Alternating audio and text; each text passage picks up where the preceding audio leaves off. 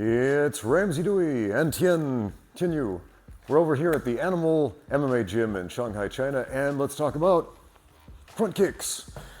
I made a video recently about side kicks, totally different topic, and striking with the heel as opposed to the blade of the foot. And there was some confusion in the comment section about whether we should be striking with the heel, the flat of the foot, or the ball of the foot.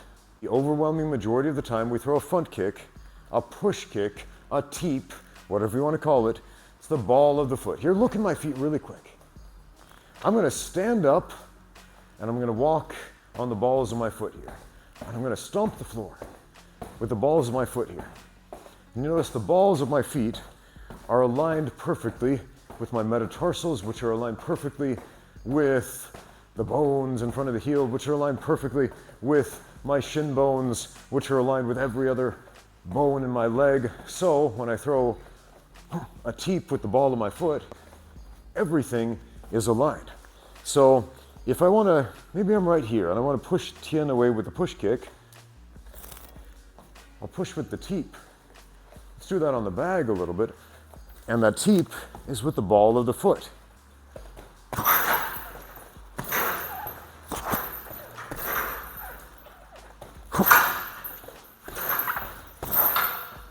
Some people are a little confused by this because when we start compressing that foot in there, we will sometimes press and it looks like the flat of the foot or the heel is connecting. But the first thing to connect is the ball of the foot. This gives you extra reach, this gives you extra power, this gives you extra extension, and it reduces the impact point to a fairly small area, allowing me to more effectively push the other guy around, change my position relative to his, and we're just gonna push Tian all over the place today, right? I want you to throw some teeps right here, okay? Now, let's make these teeps a little bit better. Those weren't too bad, but what I want you to do, instead of going straight out, is lift. Elevate that teep a little bit, right? Lift it, right? Because if I go straight, I'm just gonna push your hips down. If I go up, now I'll knock the torso back. So go up. Yeah, again. There we go, again. Okay. Good. It's very common for people to teep with their back leg, but sometimes, in fact, I would say most of the time, the front leg is more important. So now teep with the left. If you don't have a good lead push kick, fix that right away. There we go, now he's lifting. Why do we want to master push kicking with the lead leg? And I want to be able to do it without a step or without a shuffle, just by lifting it up and pushing, right? From right here, without advertising it at all. Lift, extend. It takes more strength on the standing leg, quite a bit more. It really does take more strength. But ultimately, this leg is twice as close as this one. Now there are situations where kicking with the back leg is better, but as far as push kicking, most of the time, I would say 80-85% of the time, this leg is going to be ideal. Okay? Throw a few more. There we go.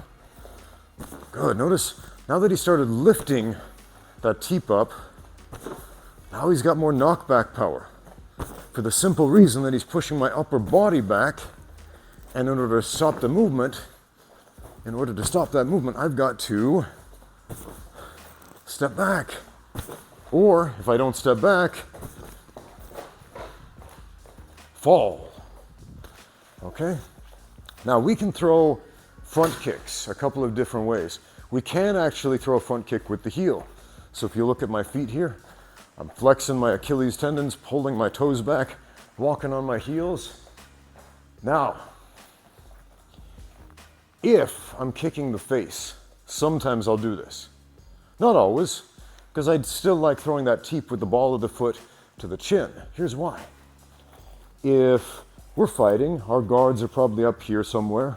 And you might notice here, turn to the camera really quick. There's a space right here, just about big enough for a foot to fit through. And you might notice right there, the foot can fit right through that. So if you're a good high kicker, if you got a little flexibility, a little control, send the ball of the foot right to the chin, all right? There's some really cool highlight reels of Muay Thai fighters doing this on YouTube. You can see just teep to the chin after teep to the chin, front kick knockouts all over the place. It's beautiful. But we can also use the heel. This takes a lot more flexibility in the Achilles tendon, right? I've got to be able to essentially walk on my heels to do this. So I'll do it on the bag first. I pull the Achilles back and I land heel first. This is much more difficult. At first it seems like, oh, that makes perfect sense, but try it. It's much more difficult than landing with the ball of the foot. Okay? A heel kick with a front kick takes a lot more flexibility of the posterior chain. Now, if I'm fighting Tien, it'll still fit right through there. Boom. I can heel kick him to the chin if I'm fast enough. I find this one to be a lot slower. Whereas ball of the foot, as with heel, there's a small difference, but small differences in striking speed make a big difference. For example, everybody should know this. If my hands are here and I throw a punch from my chin to his chin, it takes significantly less time than if the hand starts at my hip. If I start the punch down here, it's going to take essentially 3 times longer to reach Tien's chin as it would if it were up here already halfway there. Now it's a much faster punch.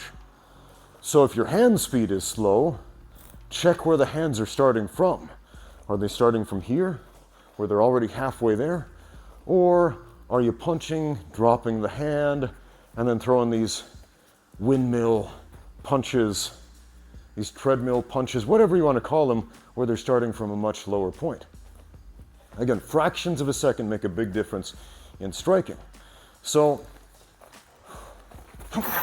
the heel kick, whether we're going to the head or to the body, I find it to be a little bit slower.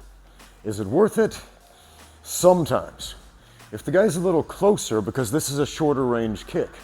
Right here, I've got a nice long range. Right here, I can't touch him with my heel, but I can touch him with the ball of my foot, okay? So reach is a big deal. Again, I can't touch him with the heel. I absolutely can touch him with the ball of the foot. Massive difference. See that? Now here's a little trick I learned from a friend of mine who trained in Bagua Zhang, and that is connect with the ball of the foot and then curl the toes in. And he had sharp, really strong toes. I know some karate guys do this as well. And it's very painful and it leaves scratches on you, so forgive me, Tien.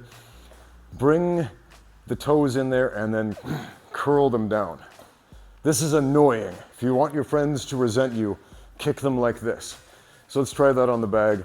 Again, I start ball of the foot and then I curl my sharp, bony little toes into it. It's super annoying. You won't make friends this way. So again, ball of the foot, curl it in. And when we do this fast, it's like trying to grab and snatch and like claw at him, but instead of with your fingers, we're doing it with the toes.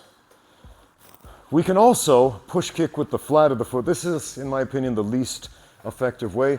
It takes away all the reach. It doesn't have the advantage of the heel, which is power, a large bony protrusion, one of the hardest parts of the feet. It doesn't have the reach advantage of the ball of the foot. Really all it's good for is pushing.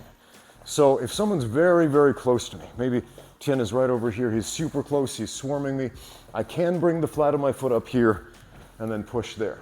That's probably the only instance I would use a push kick with the flat of the foot. He's very close, so I use my leg that's farther away, put the flat of the foot on him, and drive. There are certain grappling techniques where I would put the flat of the foot on him in a similar manner, such as the Tomoe Nage or the famous Captain Kirk judo throw, right? Maybe he's pushing in I come up here, right? But that's not really a front kick, but that is an instance where I would use the flat of the foot. Anyway, ball of the foot, flat of the, or heel, sorry, or flat of the foot. The overwhelming majority of the time, ball of the foot, once in a while, the heel, and if you're really close and you need space, flat of the foot will sometimes come into play. All right, thank you for watching. Now get out there and train.